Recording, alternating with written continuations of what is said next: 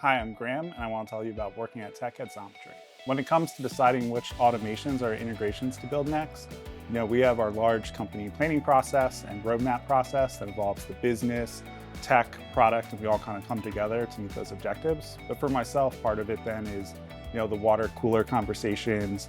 You're meeting with sales, you're talking with your other teammates, you start to notice some patterns and you see some opportunities there. That's where a lot of good ideas come from. So when it comes to working with sales reps to try and make the tools that make their lives easier, one of the best things to do is actually just go talk to them or send them a message.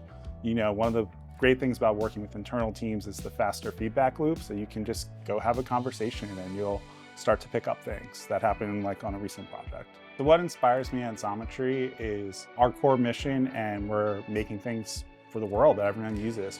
I get to work on really cool technology, but at the end of the day, it's also involved in building something. And for someone who used to love playing with Legos, it's just really fun.